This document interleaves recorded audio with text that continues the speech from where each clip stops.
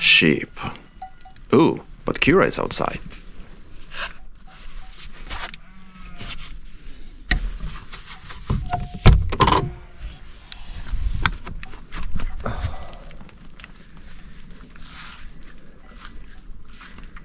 Kira.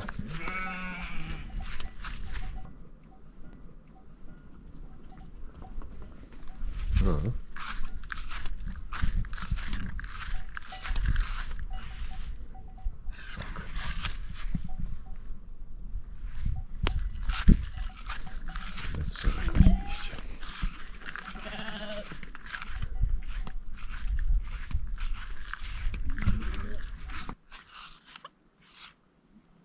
Kira!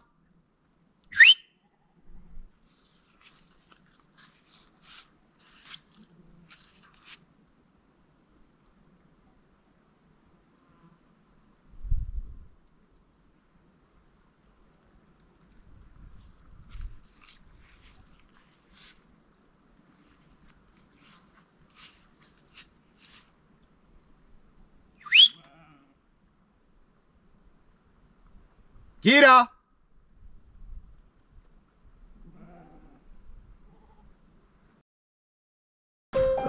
Of course, the girl was found, so I could start preparing breakfast without worrying. The convenience of having a fridge on board cannot be overestimated. It seems small, but you can fit a lot in it, and thus be independent of places where you can eat something. Of course, electricity is needed for its continuous operation, but as you can see, the solar panels do a great job. 10 amperes charging current and the battery fully charged. Despite the constant operation of the fridge, water pump in the evening, charging the camera, drone, computer batteries all the time, just perfect. Coming back to our traveler. A few hundred meters away there was a small campsite with several motorhomes. Curious about the world and hungry for company, Kira decided to visit her neighbors. Seeing this area in the distance, my first thought was that she went there, hence the calling mainly in that direction. Although, of course, there was a little anxiety when thoughts began to go in the direction of what if not. Why she was outside? We often do that when the sun comes up in the morning and it gets warmer in the car. I let her outside and let her sleep at the more comfortable temperature. On the upper level, I can open the window of the tent and create the airflow, which makes excellent conditions for further sleep even where it gets really warm outside. Unfortunately, the air circulation on the lower level is not so optimal with the gullwing windows shut, so it gets much warmer there. So when she goes outside, she usually crawls under the car and lies there until I go out. In fact, even when I go out, she still hides there. It's one of her favorite spots. A small digression of the techniques of recording my footage. The shot you can see here was taken with the Insta360 camera. This is my new discovery, which in my opinion works really well. It records the image in a radius of 360 degrees, and in fact you can say that everything around it plays, so you don't have to focus too much on framing. It is only in the post-production process that I select frames and simulate camera movement and focal length changes, which gives the impression as if someone shot the whole action with a master shot. Of course, as you have just seen, zooming too much in ends with a partial degradation of the image quality, as well as recording in the low light conditions. But I accept this compromise, putting the comfort of using the equipment and the possibilities it gives above some problems with the picture quality. Coming back to the place we stopped at, located on the Dugo Polje plateau, at an altitude of 1185 meters, Lake Blidinje is one of the mysterious places when it comes to origin.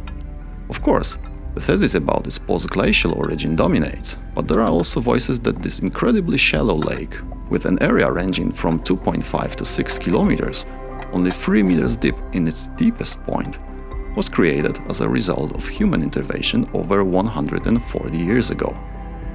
Allegedly, in some old topographical maps before 1880, it was absent, but it began to appear after 1885, but 5 times smaller than today.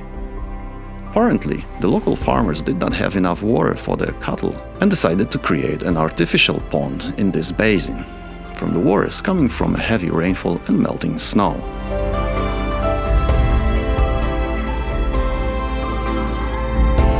The lake lies between two outstanding mountain ranges, Čvrsnica and Vran. Both are over 2,000 meters high. It is the area of the nature park, which took its name from the lake and was created to protect plants, i.e. endemic white pine and animals found in the area.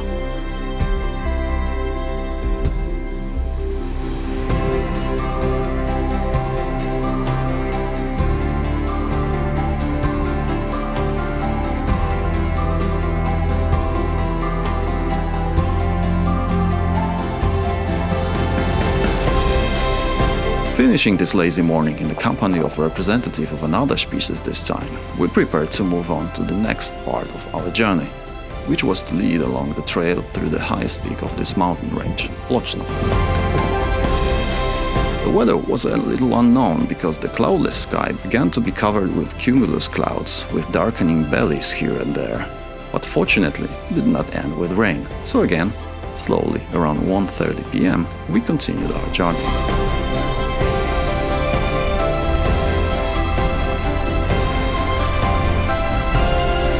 On the right side we passed the camping where Kira hid in the morning. If any of you were looking for a more civilized place to stay, this spot offered basic amenities in the form of a toilet and a shower, so you can consider it for a possible stopover.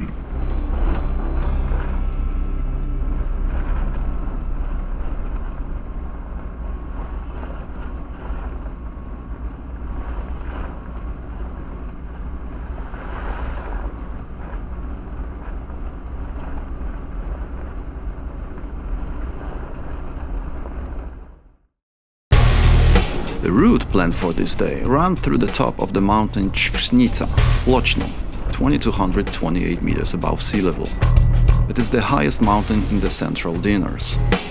When the sun peeked out from behind the clouds for a brief moment, the whole area looked as if it was covered with snow. Unfortunately, before I managed to pull out the drone, the sun hid again behind the clouds, but still the view was truly lunar. The beginning of this section was on the R419 road from Blidinje to Markota. After covering almost exactly 5 kilometers, we reached the end of the plateau, where a steep ascent begins along the ridge of the Čvrsnica mountain.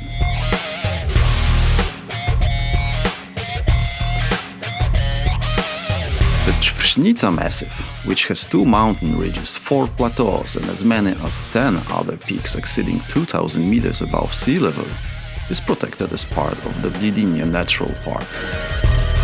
One of the distinctive vertical cliffs worth stopping at is Pesti Brdo, 2,039 meters high. From here, there are breathtaking views of the surrounding area. Apart from the surrounding peaks, the Dugo Polje valley, with the Blidinje Lake stretching 12 kilometers west of the cliff, is particularly beautiful from here. The term mountain massif has a special meaning here. Bare, stone, almost vertical walls of this cliff give an overwhelming impression. The perspective from the drone only reinforces the feeling that we are really nothing compared to the forces of nature that carved this place.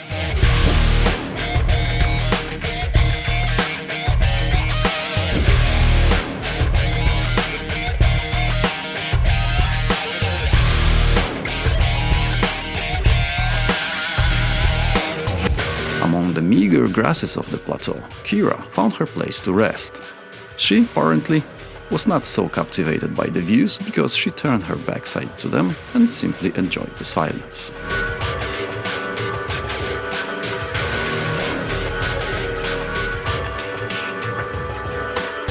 We had a kilometer left to the top of Pločno from the stopping place. After dozens of sharp turns and a route covered of an average speed of 16 kilometers per hour, it was nothing. Kira probably thought that there were going to be long hours of ruts again, so she decided to sleep them off. I also didn't know at the moment that yes, there are still bumps ahead of us, but on our way back. At the top, a closed barrier crossed the road, and beyond it, what looked like a military facility. Navigation showed a walking trail from here, but exactly, walking. The car could not go any farther. So we just went outside for a while out of curiosity. This object is supposedly still an active radar base, so we didn't hang out around there for too long. Near the buildings, you could see that Kira was happy that we had finally reached civilization and that she would be able to rest in some civilized conditions. But the joy did not last too long, as we were forced to turn back again.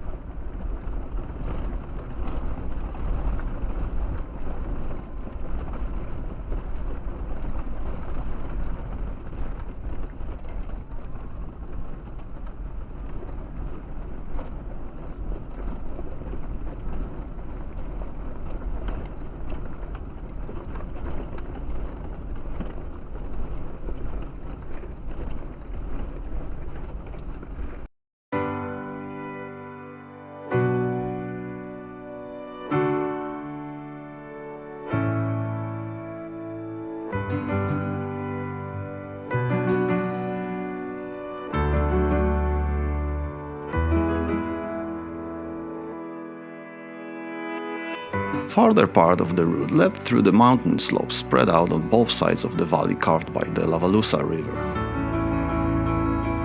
The valley lies south of the Blidinje National Park. It can be reached by heading east from the R419 road, leaving it at the height of Końsko and heading for Gornja Dreźnica. This is the kind of road that we all like. Relatively easy when it comes to driving comfort, yet still wild enough to enjoy the lack of other vehicles. Winding, bent with dozens of serpentines with sharp angles, with beautiful views and still gravel, which intensifies the impression of being in some remote, inaccessible place.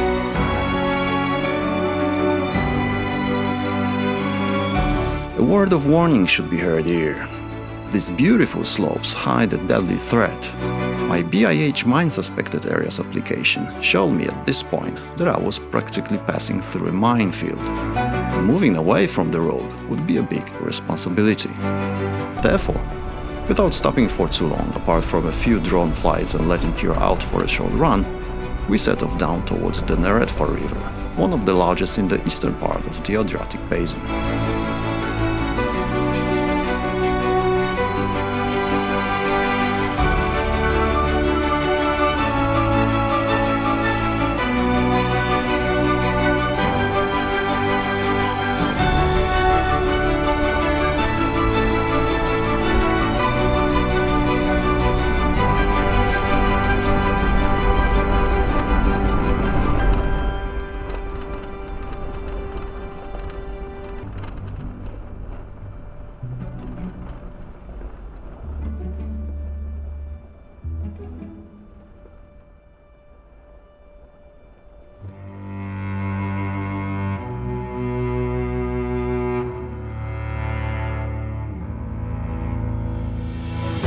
The remaining part of the road, slightly before Gornja Dreźnica, is asphalted. Here, Lavalusa turns into Drežanka River, and the road runs along the Tabulia Range, located on its southern side. Unfortunately, I'm afraid that with the development of tourism, the entire road to Końsko will eventually be paved. So hurry up to experience it as it is now.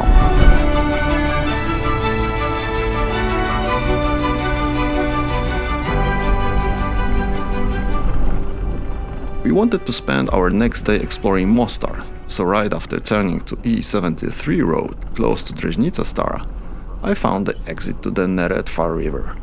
After driving several dozen meters through thickets, which seemed to lead us directly to the shore, but not giving hope there would be enough space to set up a camp, especially that the amount of garbage around made us dizzy.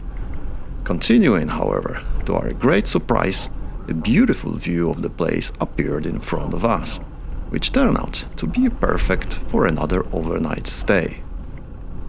A beautiful place. And it offered the possibility of taking a bath without having to set up my mobile shower.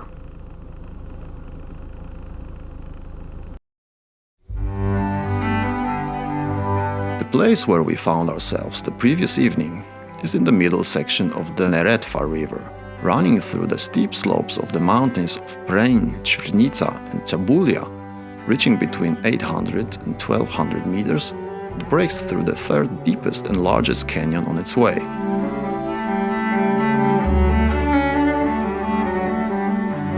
Four enormous valley-sized rifts appear in the mountain sides, forming canyon walls, two from each side of the river, intersecting with the main canyon almost perpendicularly. One of them is the valley of the Dinaric River, which we passed on our way here.